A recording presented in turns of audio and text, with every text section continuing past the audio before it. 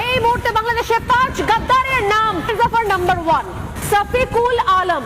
এই সাফিকুল আলম বিটকয়েন, এই মুহূর্তে বিটকয়েন যার কাছে রয়েছে 93.06 93.04 অর্থাৎ টাকায় 1250 কোটি টাকা। সময় এসে গেছে দ্বিতীয় মির্জাফর, সেই মির্জাফর নাহিদ ইসলাম। কয়েনের সংখ্যা 204.64, 2500 কোটি টাকা। এই যে যে পরিমাণটা আমরা দেখতে পাচ্ছি স্বর্ণালী, এই টাকাটাই তার মানে নতুন বাংলাদেশের নতুন নৈরাজ্য সৃষ্টি করার জন্য ব্যবহার করা হবে।